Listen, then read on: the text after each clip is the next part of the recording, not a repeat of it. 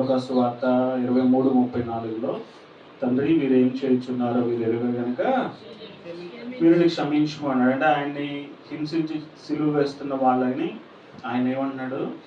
క్షమించమన్నాడు. అంటే మొదటి మాట, అసలు ఈ మాటల యొక్క ప్రాధాన్యతని మనం ఎలా అర్థం చేసుకోవాలంటే, ఒక వ్యక్తి చనిపోతున్నాడు, చంపేస్తున్నారు. అది కూడా న్యాచురల్ డెత్ కాదు, అది సహజంగా వచ్చే మరణం కాదు. అది పని కట్టుకుని ఏ తప్పు లేకుండా ఆయన మీద నిందలు మోపి, ఆయన ఒక పాపి అని, ఆయన ఒక దేవ దూషకుడు అని, దేవుణ్ణి దూషించాడు అని, ఆయనే దేవునిగా ప్రకటించుకుంటున్నాడు అని, ఆయనే రాజుగా ప్రకటించుకుంటున్నాడు అని అక్కడ ఉన్న రోమన్ సామ్రాజ్యంలో వాళ్ళకి చెప్తున్నాడు. ఈయనే రాజు అనుకుంటున్నాడు. కైసరు నీ రాజ్యానికి ఎసరు పెడుతున్నాడు అని వాళ్ళకి చెప్పి, యూదులేమో ఈయనే తండ్రితో సమానంగా చెప్పుకుంటున్నాడు, ఈయనే దేవుడు అని చెప్పుకుంటున్నాడు, దేవదోషం చేశాడు అని ఆయన మీద అసలు న్యాయస్థానంలో ట్రయల్ నిర్వహించేటప్పుడు న్యాయబద్ధంగా జరగాలి. కానీ ఆయన మీద జరిగిన ట్రయల్ అంతా అన్యాయబద్ధంగా జరిగింది. రాత్రి వేళ చీకట్లో అరెస్ట్ చేసి ఆయన్ని చీకట్లో తీసుకువెళ్ళి, చీకట్లో హీరింగ్ ఉంటుందండి ఎక్కడైనా? రాత్రి వేళ ఏ న్యాయస్థానం జరుగుతుంది? మళ్ళీ తెల్లారితే ఎక్కడ వీళ్ళు అనుకున్న ప్లాన్ సక్రమంగా నెరవేర్చలేమో అని రాత్రికి రాత్రే ఆయన్ని హేరోద్ దగ్గరికి తీసుకెళ్ళి, హేరోద్ నుంచి పిలాతు దగ్గరికి తీసుకెళ్ళి అటు ఇటు తిప్పి చివరికి ఆయన్ని, ఏంటి నువ్వు యూదుల రాజు అంటే ఆయన అంటాడు, నువ్వు అన్నట్టే.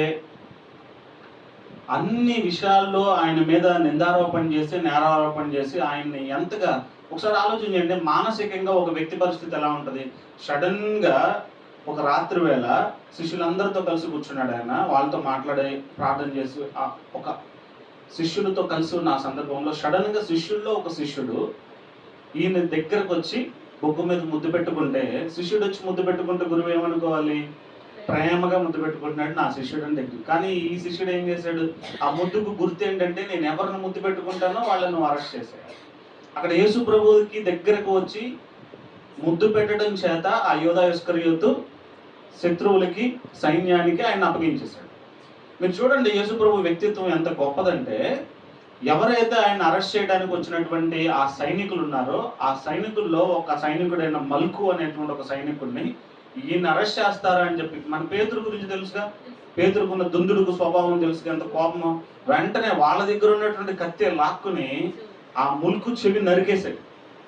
అప్పుడు యేసు ప్రభు ఆయన ఆపి తెగిపోయిన చెవిని తీసి ఆ సైనికుడి చెవికి అలా పెట్టి, మళ్ళీ ఆయన ప్రార్థన చేసి ఆ చెవి అతికించి, ఏంటి నేను ఒకసారి పిలిస్తే నా తండ్రి 12 వ్యూహ సమూహాలని పంపగలడు, నాకు సైన్యం లేదనుకుంటున్నావా? వీళ్ళు ఎంత నేను తలుచుకుంటే నా ముందు వీళ్ళు ఎంత నిలబడగలరా? వీళ్ళు కాదు. అసలు నేను ఈ భూమి మీదకు వచ్చిందే చచ్చిపోవడానికి. యేసు ప్రభువు భూమి మీదకు వచ్చిందే చనిపోవడానికి, ఆయన పుట్టిందే చనిపోవడానికి. ఆ గడియలు వచ్చినాయి. ఆ గడియలు వచ్చినప్పుడు ఆయన ప్రాణం తీస్తున్న వాళ్ళని కూడా, అరెస్ట్ చేయడానికి వచ్చిన వాళ్ళకు కూడా ఆయన ఏం చేశాడు? మేలు చేశాడు. హల్లెలూయా. ఏంటా మేలు? చెవి నరికేస్తే ఆ చెవిని మరలా స్వస్థత చేశాడు. అక్కడ కట్టయిపోయిన చెవిని మరలా నార్మల్ చేశాడు. ఆయన అంత ప్రేమ కలిగిన మనసు కలిగి ఉంటే, మనకున్న ప్రేమ ఏంటంటే, మనము చక్కగా మందిరంలోనికి వచ్చి కూర్చుని 10 మంది లేకపోతే 7 3 ఎంతమంది మాట్లాడుతున్నా చక్కగా మనం ఇక్కడ కూర్చుని మన లోకంలో మనం ఉండి కళ్ళు మూసుకుని హాయిగా నిద్రలోకి వెళ్ళి, మనం దేవుని సన్నిధికి వచ్చి మన దేహానికి ఇవ్వవలసిన రెస్ట్ నువ్వు ప్రార్థన పెడితే పెట్టవు మధ్యాహ్నం. ఈ టైంలో నేనేం చేస్తాను? నేను ఇంట్లో ఉన్నా, మందిరంలో ఉన్నా, నన్ను ఎవరు ఆపలేరు. నా పని నేను చేస్తా, నీ పని నువ్వు చేసుకో. రాబోతు ఊరుకోగా మళ్ళీ నువ్వు నీతో గోవాలి నాకెందుకు? వచ్చిన తర్వాత మళ్ళీ నా పని నేను చేయకపోతే నా బాడీ ఊరుకోదుగా. దానికి ఇవ్వాల్సింది దానికి ఇవ్వకపోతే అది ఊరుకోదు. కానీ దానికి నీది నీకే, అంటే కైసరిది కైసరికే, దేవునిది దేవునికే అన్నట్టు అలా చేయకూడదు. మనం వచ్చింది ఎందుకు? ఆయన సిలువలో పలికిన మాటల్లో, ఆ మాటలో ఉన్న అంతరార్థాన్ని గ్రహించడానికి, దానిని మనం అనుసరించాలి. గ్రహించకుండా అనుసరించగలమా? వినకుండా ఆయన ఏం చేశాడో వినకుండా అది మనం చేయగలమా? సో మనం చెప్పేటప్పుడు వినాలి. యేసు ప్రభు ఏ సందర్భంలో ఈ మాటలు పలికాడు అన్న దాని గురించి మనం మాట్లాడుకుంటూ ఉంటే, ఆయన్ని తీసుకొని వెళ్ళిపోయారు. ఇందాక ఎక్కడ దాకా వచ్చాగా? చెవి నరికారు, మలుపు చెవి మళ్ళా అతికించబడింది. ఆయన్ని తీసుకువెళ్ళిపోయారు. ఆయన్ని అబద్ధాలన్నీ, నిందలన్నీ ఆయన మీద మోపి, అబద్ధ సాక్ష్యాలన్నీ ఆయన మీద పలుకుతా ఈయనే దోషి అన్నట్టుగా చిత్రీకరించేసి ఆయనలో ఏ దోషము లేదు అని చెప్పి అక్కడ పొంతి పిలాతు అనే ఆయన, ఈయనలో ఏ దోషం నాకు కనిపించట్లా, మీరు ఈయన్ని మరణకరమైన పాపం ఈయనలో ఏముంది, ఈయన సిలువేమంటున్నారు మీరు, నాకైతే ఏ దోషం కనబడట్లా అని ఆయన అడిగితే, ఆ సమయంలో అక్కడ ఆ ఫెస్టివల్లో యూదులకున్న పండుగ, అది ఏం పండుగ జరుగుతుంది అక్కడ, పస్కా పండుగ తర్వాత యూదుల యొక్క ప్రసన్నం చేసుకోవడానికి, యూదు ప్రజలు, రోమన్ సామ్రాజ్యంలో ఉన్న వీళ్ళు యూదులు ఎక్కువ మంది ఉన్నారు కాబట్టి యూదులు వాళ్ళకి నచ్చింది ఏదైనా చేస్తే వీళ్ళు నాకు ఫేవర్గా ఉంటారని చెప్పి ఆ రోమన్స్ ఏం చేస్తారంటే ఆ ఫెస్టివల్ రోజు యూదుల్లో ఒకవేళ బందీగా ఉన్నవారు ఎవరైనా ఉంటే, యూదుల్లో శిక్ష అనుభవిస్తున్న వారు ఎవరైనా ఉంటే వాళ్ళని ఆ పండగ రోజు విడుదల చేస్తారు. ఇప్పుడు మన వాళ్ళు కూడా జైల్లో ఉంటే ఆగస్టు 15కి రాష్ట్రపతి క్షమాభిక్ష పెట్టాడు అని వాళ్ళకి నచ్చిన వాళ్ళని ఎవరైనా వాళ్ళ యొక్క ప్రవర్తన సక్రమంగా నీట్గా ఉందని విడుదల చేస్తూ ఉంటారు. మీరు చూస్తూ ఉంటారుగా, వినే ఉంటారుగా. ఆ రోజుల్లో వాళ్ళు విడుదల చేసేటువంటి అవకాశం ఉంది ఒక వ్యక్తిని. అక్కడ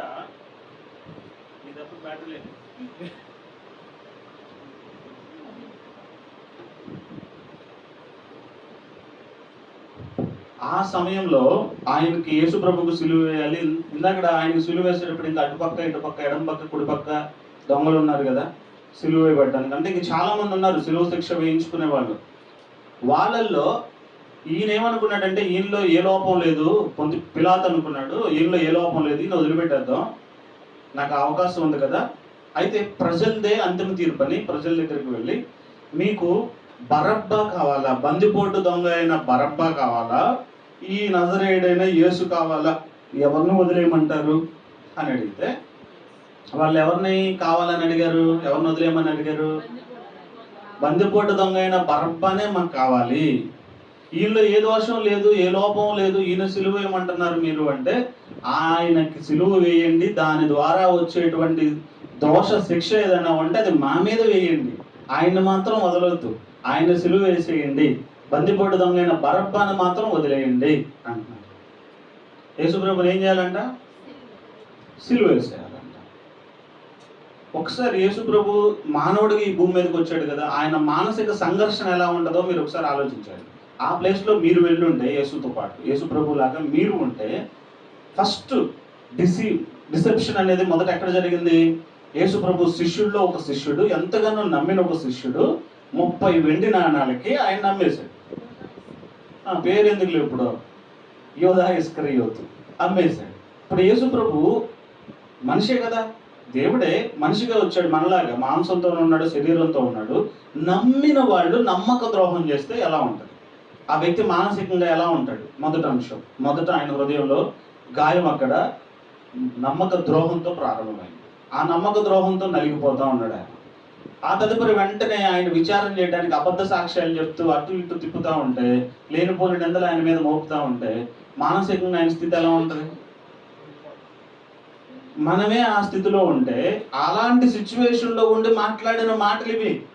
మనం ఇప్పుడు సరదాగా మాట్లాడుకుంటున్నాం, సంతోషంగా మాట్లాడుకుంటున్నాం, ఈజీగా మాట్లాడుకుంటున్నాం, 7 మాటలను మనం విడగొట్టుకుని ఒక్కొక్క మాట మనం వివరించుకుంటున్నాం. తండ్రి వీరేం చేస్తున్నారు, వీరెరగరు. అసలు అది ఏం గుండె అండి, ఏమి ఎరగకుండానే 30 వెండి నాణాలకు అమ్మేశాడా, ఏమి ఎరగకుండానే వీళ్ళు కొరడాలతో కొడతా, ఆయన్ని గాయపరుస్తా, మేకులు తెగొడతా ఈయన ప్రాణం తీస్తున్నాడా. అయినా వాళ్ళని ఈయన ఏం చేయమంటున్నాడు, క్షమించమంటున్నాడు. అది తేలిక చెప్పడం ఒకవేళ తేలికేనేమో. ఇప్పుడైతే మనమే సిలువ మీద వేలాడుతూ ఉంటే మనం ఆ మాట చెప్పగలమా, చెప్పలేమా.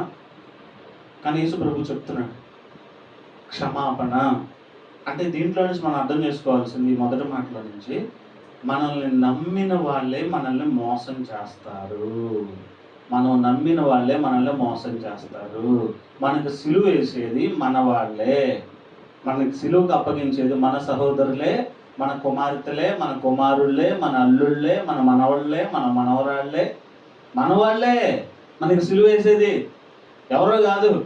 అయితే ఆ సిలువ వేసేటప్పుడు మనం ఏం చేయాలి, యేసు ప్రభు ఏం చేశాడు ఇక్కడ, క్షమించి వాళ్ళని ప్రేమించి వాళ్ళు ఏం చేస్తున్నారు తెలియక చేస్తున్నారులే, వదిలేసి పోనీలే అనే మనసు రావాలి. మొదటి అంశము, సిలువ అనేది ఎక్కడి నుంచో రాదు. ఎవరో మనకి సిలువ వేయరు, ఎవరో మనకి శ్రమలు పెట్టరు, మన వాళ్ళే, మన పక్కన తిరిగిన వాళ్ళే. 3.5 సంవత్సరాల పాటు యేసుప్రభు పక్కనే తిరిగాడు యోధాయస్కరియోతు. డబ్బు సంచి కూడా ఆయన దగ్గరే ఉంది. ఆ డబ్బుల కోసం అమ్మేసి మనతోనే ఉంటారు, మనం పెట్టిన తింటారు, మనతోనే ఉంటారు, మన ఇంటి పేరుతోనే ఉంటారు, మన వారసత్వాన్ని పంచుకున్న వాళ్ళే అయి ఉంటారు, మనల్ని సిలువేసేస్తారు. అయినా కూడా మనం ఏం చేయాలి? క్షమాగుణం కలిగి ఉండాలి. అసలు క్షమాపణ పీక్స్ స్టేజ్ అనమాట, పీక్ స్టేజ్ అది. ప్రాణం తీస్తున్న వాళ్ళని క్షమించమంటున్నాడు. మొదటి మాట, సిలువలో పలికిన మొట్టమొదటి మాట మనకి నేర్పిస్తుంది. ఇది జీవితాంతం గుర్తుంచుకోలేదు. గుడ్ ఫ్రైడేకి చెప్పమన్నామని చెప్పి అది ఇది ప్రిపేర్ అయిపోయి వచ్చేసి నుంచి ఇక్కడ చెప్పేసి ఇక్కడ వదిలేయడం కాదు దాన్ని. ఇవన్నీ ఏంటంటే ఈ ప్రిన్సిపల్స్ అనుకోండి, మీరు ఏదైనా అనుకోండి, లైఫ్ స్టైల్ చేంజెస్, ఇవన్నీ మీరు జీవితంలో అప్లై చేసుకుంటూ అన్వయించుకొని మీ ప్రాక్టికల్ లైఫ్లో వాటిని చూపించాలి. క్షమాపణ, మీరు క్షమించగలుగుతున్నారా? ఒకసారి మిమ్మల్ని మీరు పరిశీలన చేసుకోండి. మిమ్మల్ని బాధ పెడుతున్న వ్యక్తుల్ని మీరు క్షమించగలుగుతున్నారా? నాకేం చెప్పొద్దు, మీరు ఆలోచన చేసుకోండి. ఒక మాట అంటే ఆ మాటకి గోడకి బంతి కనుక కొడితే ఎంత స్పీడ్గా వస్తుందో, నువ్వు ఎంత గట్టిగా కొడితే అంత గట్టిగా బాల్ స్పీడ్గా వస్తుంది నీ దగ్గరికి. వాళ్ళు ఏదైనా ఒక మాట నిన్నంటే నువ్వు కూడా అంతే స్పీడ్గా 1కి 2 అంటున్నావా? అంటలేదా? పోనీలే ఏమైందిలే అని నవ్వుకుంటున్నారు ఎవరైనా? వీళ్ళకి ఏం తెలియక అంటున్నారులే, క్షమించేసాలే అని మనసులో కనీసం మీతో మీరైనా చెప్పుకుంటున్నారా? ఇక్కడ యేసుప్రభు తండ్రితో చెప్తున్నాడు, తండ్రి మీరు ఏం చేయించున్నారు, వీళ్ళు ఎరగట్లే. ఎందుకంటే ఒకవేళ తండ్రి వీళ్ళు శిక్షిస్తాడేమో. నేను సిలువలో ప్రాణం పెడుతున్నాను, నేను భరిస్తున్నాను, వాళ్ళని కూడా క్షమించు, నేను వాళ్ళ కోసం కూడా ప్రాణం పెడుతున్నాను కదా అని తండ్రికి చెప్తున్నాడు. కనీసం మీరు మీతో అయినా చెప్పుకుంటున్నారా, మిమ్మల్ని బాధ పెడుతున్న వాళ్ళని క్షమిస్తున్నాను నేను అని? నీ కొడుకు అవ్వచ్చు, బాధ పెడతా ఉండొచ్చు నిన్ను, చక్కగా నీ దగ్గర నుంచి అన్ని తిని పెరిగి పెద్దోడయ్యి నీ డబ్బులతో చదువుకొని ఉద్యోగాలు చేస్తా సంపాదించుకుంటా ఓపికండి కూడా నీకు ఏం సహాయం చేయకుండా రివర్స్లో నీతో పనులు చేయించుకుంటా, ఆమె ఒక గ్లాస్ నీళ్ళవే, స్నానం చేయాలి, బకెట్లో నీళ్ళు పెట్టు, బాత్రూంలో నీళ్ళు పెట్టు, తిన్న తర్వాత పళ్ళల్లో చేయి కడిగేసి ఆ పళ్ళాన్ని కూడా ఏడు చూస్తున్నా తీవా.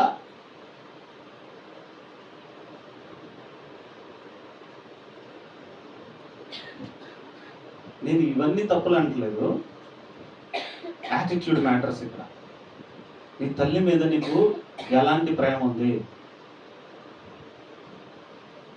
మళ్ళీ 1 నుంచి 3 జంప్ అయ్యా. 3వ మాటలో యేసుప్రభు తల్లికి సంబంధం, రిలేషన్, అది రిలేషనల్ ఆస్పెక్ట్. క్షమించాలి, క్షమించే మనసు ఉండాలి. 2వ మాటలో చూసుకుంటే లూకాసు వార్త 23:43లో నేడు నీవు నాతో కూడా పరదేశంలో ఉండవని నిశ్చయముగా నీతో చెప్పుచున్నాను. ఈ మాట మనకి ఇచ్చేటువంటి ఒక ఊరట ఏంటంటే, మనం ఎలాంటి పాపపు స్థితిలో ఉన్నా, ఎలాంటి తప్పుడు పనులు చేస్తున్నా, తప్పు స్వభావాలు కలిగి ఉన్నా, ఎలాంటి ఆలోచనలు కలిగి ఉన్నా, ఆయన వైపు ఒకసారి తిరిగి నీ రాజ్యంలో నన్ను ఒకసారి గుర్తు చేసుకో, నన్ను క్షమించు. చూడండి, ఇక్కడ క్షమాపణకి వెంటనే 2వ మాటలోనే, మొదటి మాటలో ఏం చెప్తున్నాడు, వీళ్ళు ఏం చేస్తున్నారో వీళ్ళకి తెలియదు, వీళ్ళని క్షమించండి అంటున్నాడు.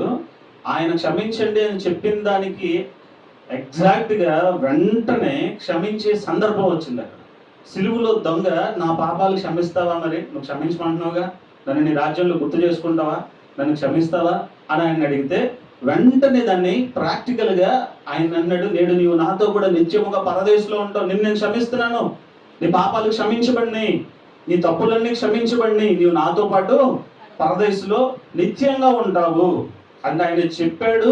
వెంటనే దాన్ని ఏం చేశాడు? చేశాడు. ఇప్పుడు మీరు ఎన్ని చెప్తున్నారు, ఎన్ని చేస్తున్నారు? అసలు ఎన్ని చెప్తారో తెలుసా మాటలు? ప్రాణం మీదకి వచ్చినప్పుడు అసలు ఎన్ని మాటలు చెప్పేస్తారు? బాబు వేసి బాబు, నీళ్ళు దోపిడి ఇచ్చేస్తా బాబు, 7 వారాలు నగలు ఇచ్చేస్తాను మీకు, ఆపద మొక్కుల్లాగా ఆపద వచ్చినప్పుడు మొక్కులు ఎన్ని మొక్కేస్తారు. ఒక ఆయన అట్లాగే బండి మీద వెళ్తా ఉంటే సడన్ గా లారీ వచ్చిందంట, పడిపోయాడు కింద పడంగానే ఆ లారీ మీద నుంచి వెళ్ళిపోతుంది, ఇలా వస్తుంది. చూశాడు, కళ్ళు ముందు ఉంది. ఒక్కసారిగా గట్టిగా, యేసయ్యా నేను కనుక బ్రతికితే నా బ్రతుకు నీదే, నీ సేవకు నేను అంకితం, నీ సేవ నేను చేసుకుంటా, నేను బ్రతికితే చాలు అన్నాడు. ఏం జరిగిందో తెలియదు, ఆయన అలా కింద పడ్డాడు. లారీ మీద నుంచి వెళ్ళిపోయింది కానీ ఆయనకి ఏం అవ్వాలి. అసలు గ్యాప్ ఎంత ఉంటుంది నేలకిను లారీ కింద, ప్లాట్ఫామ్కి పైన కింద. ఈయనకి అసలు ఒక్క గాయం కూడా అవ్వాల. ఆ లారీ మీద నుంచి వెళ్ళిపోయింది. అందరూ అయిపోయాడు అనుకుంటున్నారు. ఈయనకి ఏం కావాల, లేచాడు, అమ్మయ్య అనుకున్నాడు. ఆ స్పర్ ఆఫ్ ద మూమెంట్లో ప్రాణం పోతుంది అనుకున్నప్పుడు ఈయన ఇచ్చిన మాట అసలు ఆయన గుర్తే లేదు. నేను ఆనందంగా నేను బ్రతికిపోయా, దేవా నీకు స్తోత్రం అనుకుంటున్నాడు, స్తుతిగుడ్డాలు పెడతాను అంటున్నాడు. దేవుడు నన్ను తప్పించాడు అంటున్నాడు, నాకు ఆరోగ్యం ఇచ్చాడు, నాకు రక్షణ ఇచ్చాడు, నేను ఈరోజు బ్రతుకున్నానంటే నువ్వే అంటున్నాడు. ఈయన దేవుడికి ఏం చెప్పాడు అసలు ఆయనకి దేవుడికి తెలుసు, ఎవరికి తెలియదు. ఇక తెలుసుద్ది ఎవరికన్నా. ఆ మాటను వదిలేశాడు. అవసరం తీరిపోయిన తర్వాత ఏరు దాటిన తర్వాత అట్లా చేస్తే ఊరుకుంటాడు దేవుడు. చెప్పేది ఏదో చెయ్యాలి. నువ్వు మాట ఇచ్చే ముందే 100 రకాలు ఆలోచించా మాట ఇవ్వాలి. ఇక్కడ యేసు ప్రభు క్షమించండి అంటున్నాడు. వెంటనే సిలువలో దొంగ ఎంత తెలివైనడంటే, దేవుని మాటల్ని ఎంత చక్కగా అర్థం చేసుకున్నాడంటే ఈయన క్షమిస్తాడు అనుకుంటా. పక్కనున్న దొంగేమో వ్యంగ్యంగా ఆయన మాట్లాడదా, నిన్ను నువ్వు రక్షించుకుని నన్ను రక్షించాను, యూదులు రాజు అంటగా ఎటకారం. ఈ రెండో దొంగ వెంటనే అందులో పాయింట్ పట్టుకున్నాడు. ఓహో ఈయన క్షమిస్తాడు అంటే నాకు క్షమాపణ దొరికే అవకాశం దొరికింది నాకు. ఈ క్షణం కనుక నేను ఒప్పుకుంటే ఈయన నాకు క్షమించి విడుదలిస్తాడు నాకు అని, ఈయన నీ రాజ్యంలో నన్ను జ్ఞాపకం చేసుకోయ్యా అంటే వెంటనే ఏమొచ్చింది రెస్పాన్స్, నువ్వు నాతో కూడా నిత్యంగా పరదేశంలో ఉంటావు. మీరు దేవుడిని అర్థం చేసుకోండి. దేవుడు ఎందుకు ప్రాణం పెడుతున్నాడు అంటే క్షమించడానికి, మనకి రక్షణ ఇవ్వడానికి. ఆ సిలువలో దొంగతో యేసు ప్రభు మాట్లాడిన ఆ మాట మనకి చూపించేది ఏంటంటే రక్షణ నీ కోసం సిద్ధంగా ఉంది. ఆ సిలువలో దొంగలాగా నీవు కూడా నా వైపు నీ హృదయాన్ని తిప్పి నన్ను అడిగితే, నన్ను విశ్వసిస్తే నేను నిన్ను రక్షించగలను అని నువ్వు కనుక నమ్మకం చూపిస్తే, నమ్మి నువ్వు విశ్వాసం చూపిస్తే నీకు రక్షణ, విడుదల అనేటువంటి విషయాన్ని ఆ రెండో మాట మనకు తెలియజేస్తుంది. మూడో మాట దగ్గరికి వస్తే ఇప్పుడు సంబంధ బాంధవ్యాల గురించి మనం మాట్లాడుకుందాం. ఎందుకంటే యోహాను సువార్త 19:26-27 వచనాల్లో ఉంది కదా, అమ్మా ఇదిగో నీ కుమారుడు, ఇదిగో నీ తల్లి అని చెప్పి యోహానికి మరియమ్మకు ఇద్దరికి అప్పగిస్తా ఉన్నాడు. ఆయన బాధ్యత, సంబంధ బాంధవ్యాలు, ఇక్కడ కుటుంబ విలువల గురించి దేవుడు తెలియజేస్తా ఉన్నాడు. ఒక తల్లికి కుమారుడికి ఉండవలసినటువంటి బాంధవ్యం, ఆ విలువలు, ఆ ప్రేమలు, బాధ్యత తెలియజేస్తా ఉన్నాడు. ఇక్కడ ప్రాణం పోయే ముందు ఎవరైనా దేని గురించి ఆలోచన చేస్తారు? మీరు ఇది మాత్రం మర్చిపోవద్దు, సిలువలో ఆయన ఎప్పుడు మాట్లాడుతున్నాడు ఈ మాటలన్నీ? ఇంకా కొన్ని గడియల్లో ఆయన ప్రాణం పోతుంది. పోయే ముందు ఆయన బాధ్యతలు ఏంటి? ప్రాణం పోయే ముందు ఆయనకున్న ఆలోచన ఏంటంటే, నా తల్లి ఉంది, తండ్రి చనిపోయాడు, తల్లి ఒకటే ఉంది. ఇప్పుడు ఆ తల్లికి బాధ్యత ఎవరిని అప్పగించాలి? ఆయనకున్న 12 మంది శిష్యుల్లో హృదయానికి దగ్గరగా ఒకడే ఉన్నాడు, హృదయానుసారుడు ఒక్కడే, యోహాను. ఎంతమంది అయినా ఉండొచ్చు కానీ వాళ్ళల్లో ఆయన హృదయానికి దగ్గరగా ఉన్నాడు. ఆయన్ని పిలిచి ఆయనకి తల్లిని అప్పగిస్తా ఉన్నాడు. అంటే తల్లి బాధ్యత ఎవరిది? కుమారుడిది. శిష్యుడు కాదు. ఇప్పుడు ఇక నుంచి ఆయన యోహాను శిష్యుడు కాదు. అమ్మ ఇదిగో నీ కుమారుడు, బాబు ఇదిగో నీ తల్లి. ఏమి నీ తల్లి ఈ రోజు నుంచి. తల్లి కుమారుడు బాధ్యత ఎలా ఉండాలి, తల్లిని కుమారుడు ఏ విధంగా చూసుకోవాలి, ఎంత బాధ్యత అప్పగించాడు. ప్రాణం పోయే ముందు కూడా ఆయన విధిని నెరవేరుస్తూ ఉన్నాడు. మరి ఈ రోజున నీవు నేను ప్రాణంతోనే ఉన్నప్పుడు మన తల్లిదండ్రులు మనం ఎలా చూసుకుంటున్నాం? అది మ్యాటర్. ఇక్కడ ఎలా చూసుకుంటున్నాం?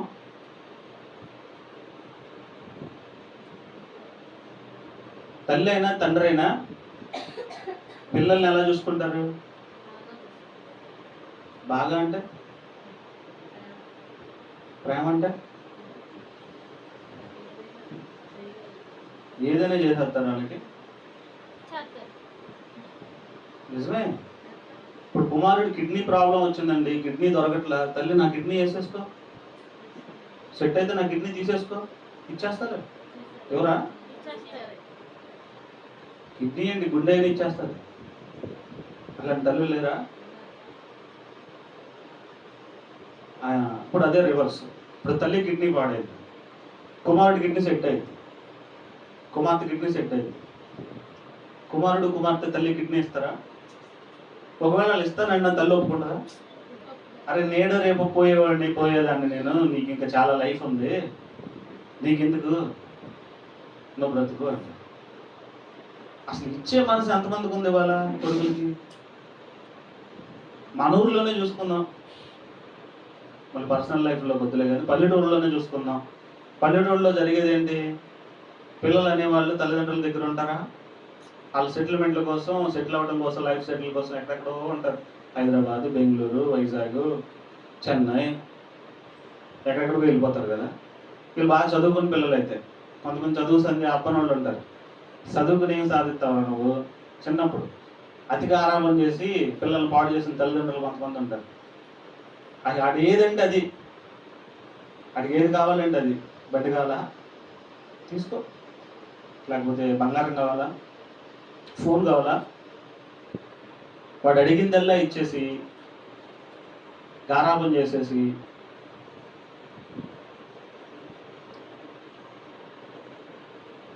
ఇంకా స్కూల్కి వెళ్తే పంతులు కొడుతున్నాడంట. ఒక ఆయన్ని స్కూల్కి వెళ్తే పంతులు గారు కొడుతున్నాడంట. కొడుతుంటే దారి కాసి, కాపు కాసి, పంతులు గారు ఏ దారిలో వెళ్తాడో చూసి గడ్డలు పట్టుకుని పంతులు తలకాయ పగలు కొట్టి పారిపోయి, ఇంక నేను ఆ పంతుల దగ్గరికి వెళ్ళినా స్కూల్కి వెళ్ళను, నన్ను కొడతాడా, నేను ఇంకా స్కూల్కి వెళ్ళనంటే వెళ్ళను, అది మొదలుకొని పలకాని పక్కన పడేసి ఇక స్కూల్కి వెళ్ళా. ఇది ఎక్కడో జరిగింది కాదమ్మో, నువ్వు చెప్పేది వేరు, నేను చెప్పేది వేరు. 10 years సస్పెండ్ చేసేది కాదు. ఇప్పుడు ఆ మాటలు కూడా వింటున్నాడు ఆ మహానుభావుడు. ఆ రోజుల్లో జరిగిన సందర్భాలు అయ్యి. కోపంతో, ఆ కోపం వచ్చినప్పుడు పంతులు గారి బుర్ర బద్దలు కొట్టడాన్ని బట్టి ఇక ఆ రోజుతో ఇక చదువు లేదు, ఇక నేను వెళ్ళను. వాళ్ళ అమ్మే ఉంది, పోనీలే నాన్న, వెళ్ళపోయేవాళ్ళే, మళ్ళీ వెళ్తే నేను కొడతాను, నువ్వు కొట్టావు ఇంకొద్దులే, రాదు నాన్న. చక్కగా వెన్న పోసేసి, వెన్న తీసి, నెయ్యి కాసి, ఏమి తక్కువ లేకుండా ఆ గిన్నెలో వెన్న పోసి చేసి నెయ్యి వేస్తే ఆ అంచులు కొంచెం ఏమైనా తగ్గిందంటే ఆ గిన్నె ఇసురు కొట్టేవాడు అంట. ఏంటి ఎట్ట కనపడుతుందా నీకు? నెయ్యి ఫుల్గా లేదు, దాంట్లో తక్కువ వేస్తావు, నాకు ఇసురు కొట్టేవాడంట. కోపం అర్థమవుతుందా? అయినా తల్లి ప్రేమ ఎలాంటిది, వాడి భవిష్యత్తు ఏమవుతుందని ఆలోచన లేకుండా ఏం కాదు. ఇప్పుడు కూడా అనంతాన్ని చూస్తే నాకు ఒకసారి కోపం వస్తుంది, చాలా కోపం వస్తుంది. ఆడి కింద పడు కొట్టుకుంటాడు, తలకాయ దబ్బిడి అని బాదుకుంటాడు.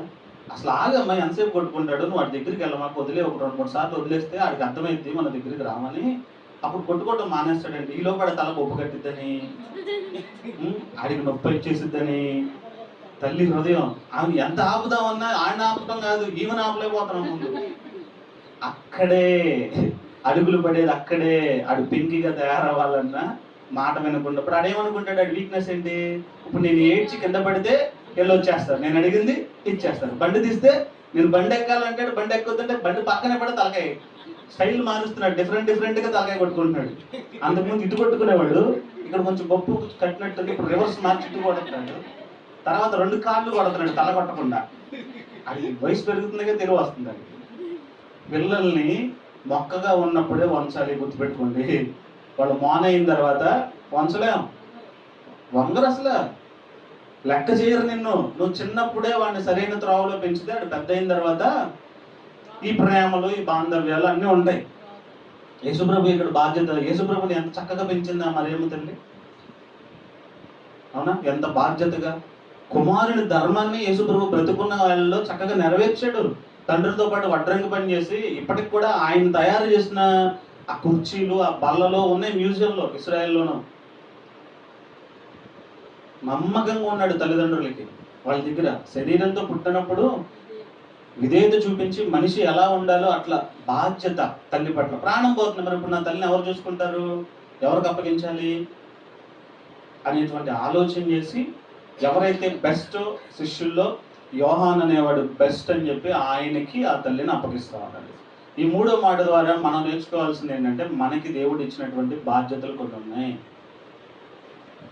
మొదట నీ తల్లిని తండ్రిని నువ్వు సన్మానిస్తే నీకు దీర్ఘాయుష్ వస్తుంది. మనం మాట్లాడుకుంటూ వచ్చాంగా, సన్మానించడం అంటే ఏంటో చూసాంగా. తల్లిని తండ్రిని సన్మానిస్తేనే నీకు దీర్ఘాయుష్. దీర్ఘాయుష్ అంటే ఏంటి?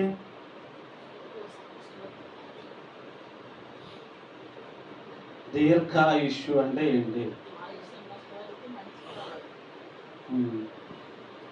మీరు ఆలోచన చేసుకోండి. ఏంటో నాకు తెలియదు, నేను చెప్పలేదు. ఏమో మరి నాకు గుర్తులేదు, నేను చెప్పానో లేదో. చెప్పినట్టే ఉన్నాను. మరి ఒకసారి వెనక్కి వెళ్ళి గుర్తు చేసుకోండి. లేకపోతే యూట్యూబ్లో పెడతాను నేను చెప్పి మీరు ఇలా మర్చిపోతున్నారని. కాదమ్మా, మీరు ఇలా మర్చిపోతున్నారని ఎవరు చూసినా చూడకపోయినా యూట్యూబ్ ఛానల్లో అప్లోడ్ చేస్తున్నాను. మీరు గుర్తు చేసుకోవాలనుకుంటే మళ్ళీ ఆ ఛానల్లోకి వెళ్ళి అది ఒకసారి ఓపెన్ చేసి చూసుకుంటే చెప్పిన మాటలన్నీ వస్తాయి. మనకు అసలు షార్ట్ టర్మ్ మెమరీ కదా.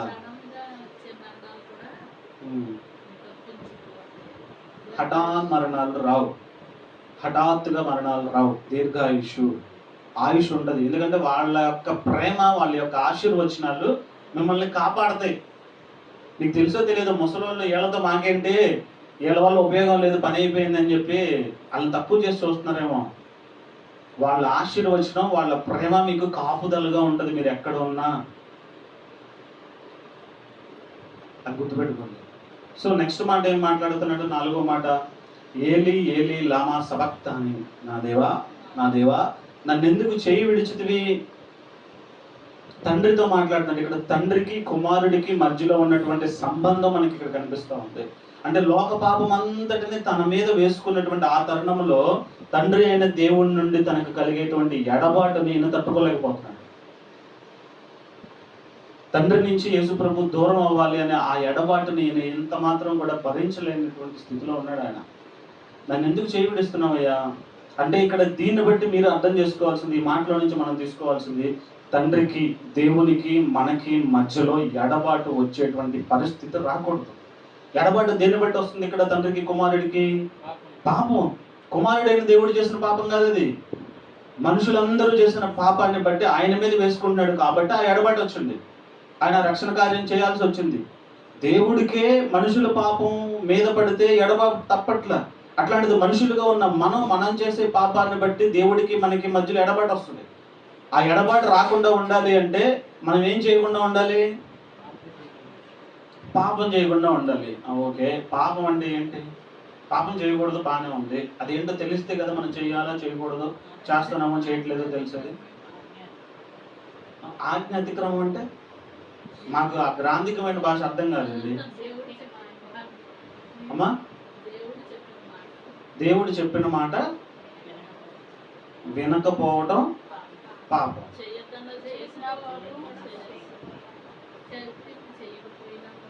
ఏంటో మీరు కన్ఫ్యూజ్ చేస్తున్నారు. నా బుర్ర చిన్నది, కొంచెం వివరంగా చెప్పండి.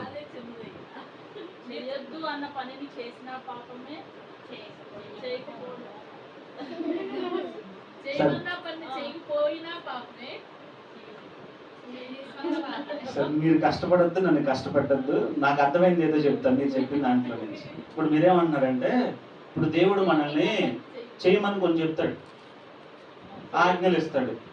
చేయమని చెప్పిన దాన్ని మనం చేయకపోతే అది పాపం. అట్లాగే కొన్ని చేయొద్దని చెప్తాడు, కొన్ని చేయమని చెప్తాడు, కొన్ని చేయొద్దని చెప్తాడు. చేయమన్నది చేయకపోయిన పాపమే, చేయొద్దన్నది చేసిన పాపమే. అది చెప్పడానికి ఎన్ని దిక్కారమ్మా.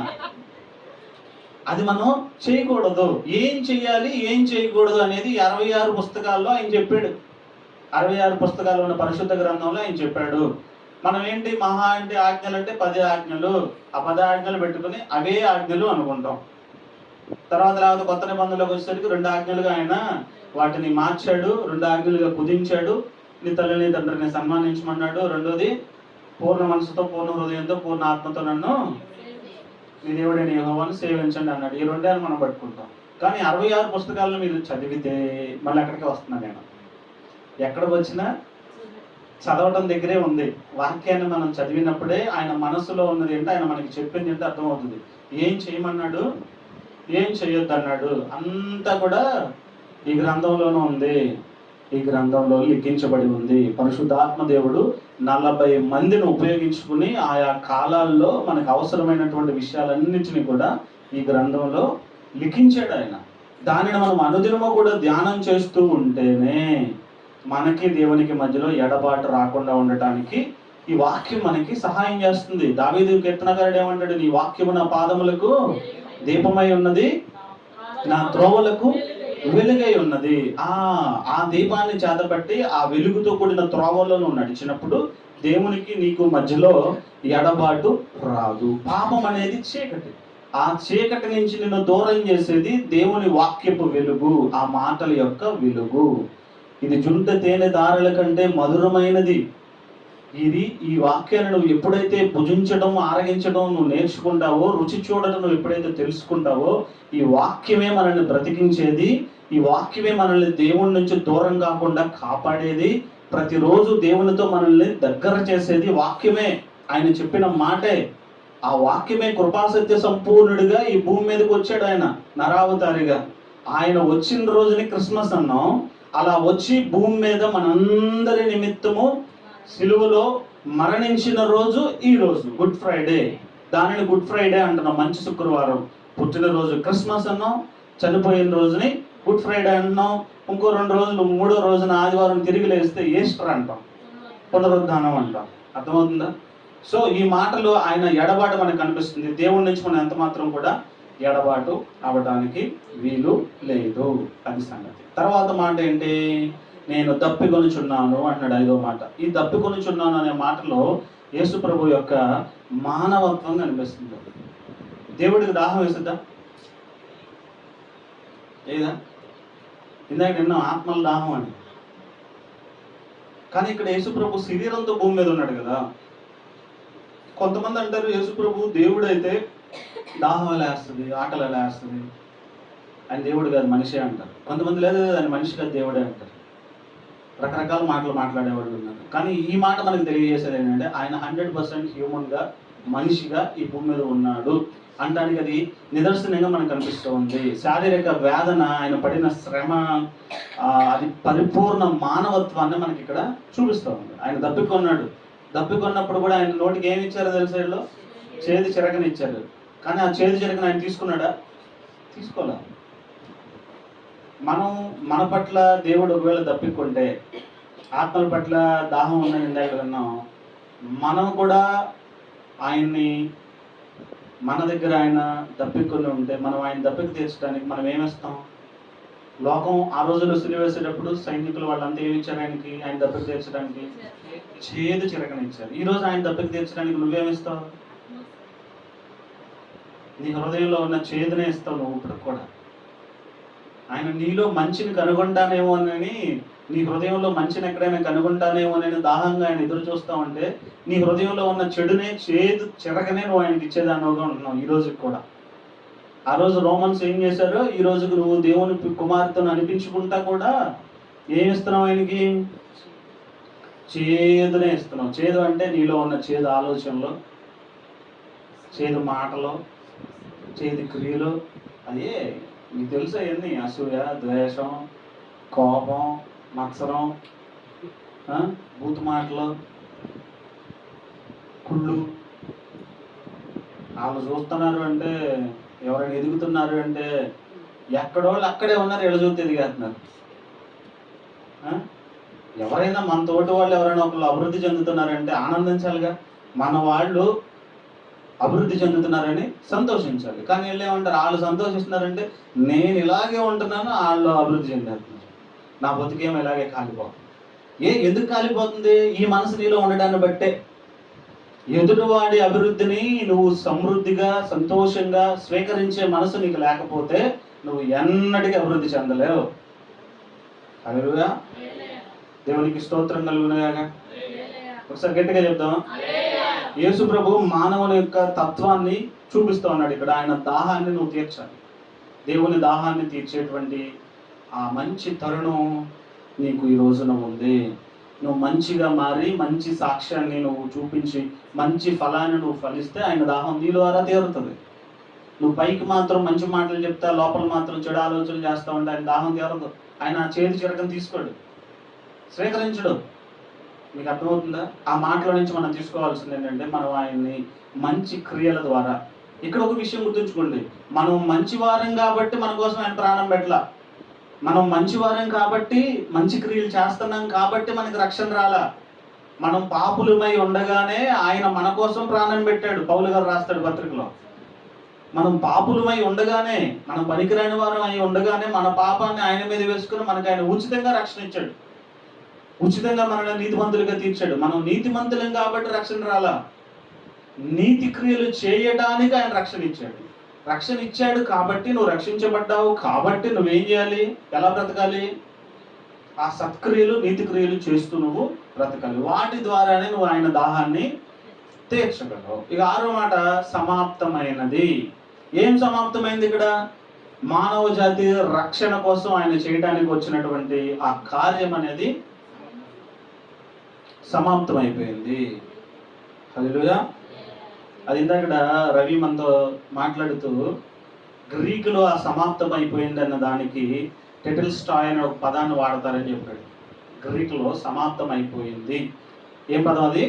టెటెల్స్టాయ్. అంటే దేవుడు మానవాళికి ఇచ్చిన రక్షణ ప్రణాళికలో అసలు ఏది బాకీ లేదు, అంతా పూర్తయిపోయింది, కంప్లీట్ అయిపోయింది. ఆ టెటెల్స్టాయ్ అనేది గ్రీకు ఆ పదాన్ని ఆనాటి కాలంలో 3 రకాల అర్థాలతో వాడేవారంట. ఆ 3 అర్థాల్లో మొదటిది ఏంటంటే, మనం వ్యాపారంలో అప్పులు ఉండే చూడండి. ఇప్పుడు మనం నోట్ రాయించుకుంటాం, అప్పు తీసుకునేటప్పుడు నోట్ రాయించుకుంటాం, ఫలానా ఇంత అమౌంట్ ఇంత వడ్డీ అని. ఆ అప్పు వేసిన తర్వాత ఆ నోట్ ఆయన దగ్గర ఉంచుతామా? ఆ డెప్ట్ అనేది క్లియర్ అయిపోయింది, పెయిడ్ చేయబడింది అంటే క్లియర్ అయిపోయింది, ఇంకా లేదు, అప్పు అక్కడితో తీర్చబడింది. అంటే ఆ అప్పు తీరిపోయినప్పుడు రసీదుపై టెటెల్స్టాయ్ అని రాసేవాళ్ళు అంట. అంటే అప్పు పూర్తిగా చెల్లించబడింది, ఇక నీకు నాకు ఏ అప్పు లేదు, బాకీ లేదు. అది లేకపోతే వాళ్ళ దగ్గర ఉందనుకో, నువ్వు డబ్బులు ఇచ్చినా కానీ ఇవ్వలేదని అబద్ధం ఆట మళ్ళీ వడ్డీలు వడ్డీలు వడ్డీలు వేసేటువంటి ప్రబుద్ధులు కూడా మనం చూస్తున్నాం కదా. అందుకని ఈ పదానికి అంత ప్రాధాన్యత ఏంటంటే అప్పు పూర్తిగా చెల్లించబడింది. మనం తీర్చలేని పాపం అనే అప్పుని యేసు ప్రభు ఇక్కడ తన రక్తంతో పూర్తిగా తీర్చేశాడు. అందుకే టెటెల్స్టాయ్ అనేటువంటి పదాన్ని అక్కడ వాడటం జరిగింది. పూర్తిగా మన అప్పు అక్కడ తీర్చబడింది. ఇది ఫస్ట్ అప్పులకు సంబంధించిన వ్యాపార సంబంధమైన లావాదేవీల్లో ఈ టెటెల్స్టాయ్ అనే పదాన్ని వాడేవారు.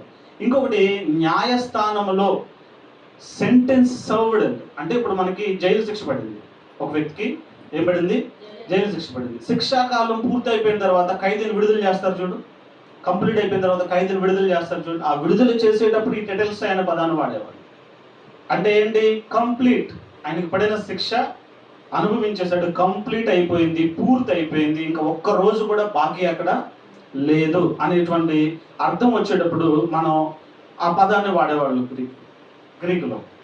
అంటే ఇప్పుడు యేసు ప్రభు ఏం చేశాడంటే, మనం అనుభవించాల్సిన నరక శిక్షను ఆయన భరించి మనల్ని విడుదల చేశాడు. అందుకని టెటెల్స్టాయ్ అక్కడ సమాప్తం అయిపోయింది. ఏం సమాప్తం అయిపోయింది? మనము అనుభవించాల్సిన పాపం యొక్క శిక్ష ఆయన అనుభవించడం సమాప్తం అయిపోయింది. ఇక ఆ పాపానికి వచ్చే శిక్ష లేదు, ఆయన శిక్షను భరించాడు. మీకు అర్థమవుతుందా? ఇది న్యాయస్థానంలో ఉపయోగించేటువంటి విధానం. తర్వాత ఇప్పుడు యాజకత్వం చేసేటప్పుడు యాజకులు సాక్రిఫైస్ చేస్తారు చూసారా? సాక్రిఫైస్ యాక్సెప్టెడ్ అంటారు. అంటే సాక్రిఫైస్ అంటే బలి, మన తెలుగులో చెప్పాలంటే గొర్రెల్ని మేకల్ని వాళ్ళు ఏం చేసేవాళ్ళు? బలి ఇచ్చేవాళ్ళు. యేసు నిష్కలంకమైన గొర్రె పిల్లగా తండ్రికి ఆయన అర్పించబడ్డాడు.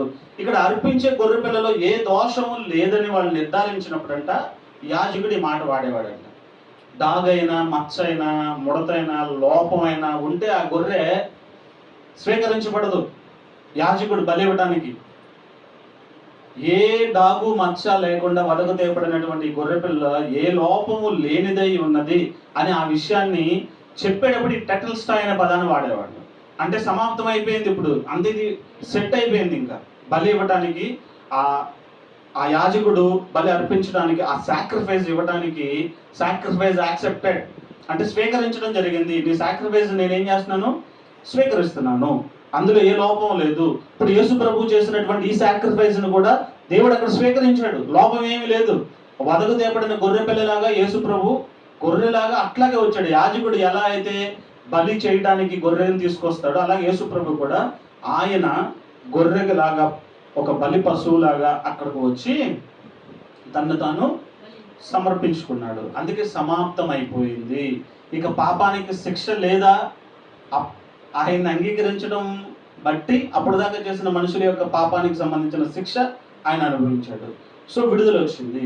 ఇప్పుడు మనం రక్షించబడిన తర్వాత ఆ రక్షణకు తగినట్లుగా మనం జీవిస్తే ఉచితంగా రక్షణ మనకు వచ్చింది. ఆ రక్షణ కాపాడుకుంటే తీర్పు దినమున ఆయన ఎదుట మనం చక్కగా గొర్రెల వల్లే నిలబడతాం, మేకల వల్లే మనం నిలబడకుండా తీర్పు నుంచి తప్పించుకుంటాం. అలా కాకుండా రక్షించబడిన తర్వాత కూడా గొర్రెలాగా నువ్వు బ్రతకకుండా మేకలాగా, గొర్రెకి మేకకి తేడా ఏంటో తెలుసా? గొర్రె ఏంటంటే యజమాని ఎక్కడ ఏ ఫీల్డ్లోకి తీసుకెళ్తే ఏం తినమంటే అదే తింటది. తల వంచి చక్కగా కాపరి మాట విని తింటది. కానీ మేక ఏం చేస్తుందో తెలుసా? ఇక్కడ మేస్తా ఉంటది, దాని చూపంతా అటు ఇటు అటు ఇటు అటు ఇటు చూస్తూ ఉంటుంది. మేక మెదడు అంటారు. మేక మైండ్ ఎంతసేపు ఉన్నదాంతో తృప్తి చెందదు. ఇది తింటా ఉంటది, పక్కన తినేస్తుందేమో, మా దిక్కు తినేస్తుంది, దీని దుంపదే కదా, ఎప్పుడు పక్కకి వెళ్తుంది, నేను తినాలి, దీనికంటే అది టేస్ట్ ఎక్కువ ఉంటుంది అనుకుంటా. వీళ్ళకి మటన్ దొరికినా కానీ పక్కనోడు వేరే ఏదో తిన్నాడని ఈ మటన్ దేవుడు ఇస్తే దాని రుచిని ఆస్వాదించడం తెలియదు వీళ్ళకి. ఆ పక్కనోడు తింటున్న ప్లేట్లో దాని మీదే వీళ్ళు చూపంతా. అమ్మ అది ఎట్లా ఉంటుందో, అది పచ్చడేసుకు తింటున్నాడు పాపం. వీడికి మటన్ ఉంది కానీ వీడి దృష్టి ఎలా ఉంది?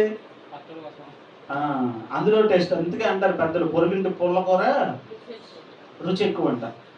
పుల్లకూర రుచి ఎక్కువగా ఉంటుందండి. ఇంట్లో తీయని కూర వండినా కానీ వీళ్ళకి రుచి ఉండదంట. అట్లా ఉండకూడదు. మనం ఎట్లా ఉండాలి? మనం గొర్రెలాగా చక్కగా దేవుడు మనకి ఇచ్చిన దాంతో తృప్తి చెందుతా, ఆయన మనకి ఏది ఇస్తే దాన్ని సంతోషంగా స్వీకరిస్తూ ముందుకు వెళ్ళాలి. ఎందుకంటే మనందరి కోసం ఆయన సమాప్తం చేసేసాడు, సమాప్తం అయిపోయిందని 6వ మాట ఆయన పలుకుతున్నాడు. సో ఇక 7వ మాట దగ్గరకు వస్తే 7వ మాట ఆయన ఏం చెప్తున్నాడు? తండ్రి నీ చేతికి నా ఆత్మను అప్పగించుకొనిచున్నాను. లోక 23:46 అదేనా ఉంది. 6వ మాటలో సమాప్తమైంది అంటున్నాడు అని విజయపు ధ్వని చేసి తర్వాత యేసు తన భూలోక యాత్రను ముగిస్తూ ఏమంటున్నాడు? ఆఖరిగా పలికిన మాట ఏంటి? నా ఆత్మను నీకు అప్పగించుకొనిచున్నాను. హల్లెలూయా. దేవునితో ఉన్నటువంటి సంబంధం మనకి ఇక్కడ కనిపిస్తుంది. తండ్రి దగ్గరికి తన ఆత్మను ఆయన అప్పగించేస్తున్నాడు. ఏమని అప్పగిస్తున్నాడు? అప్పుడు దాకా ఆయనకి భయం ఏంటి? ఎడబాటు వస్తుంది, ఎడబాటు చీకటి కమ్ముకుందంట.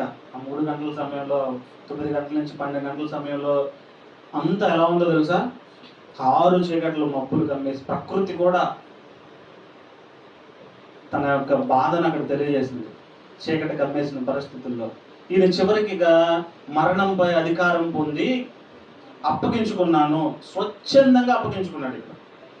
ఇప్పుడు యేసు ప్రభువుని వాళ్ళందరూ సిలువేశారు పేరుకి, కానీ యేసు ప్రభువే తను తాను అప్పగించుకున్నాడు, స్వచ్ఛందంగా మరణించాడు, తను తానే స్వచ్ఛందంగా వాళ్ళకి అప్పగించుకున్నాడు.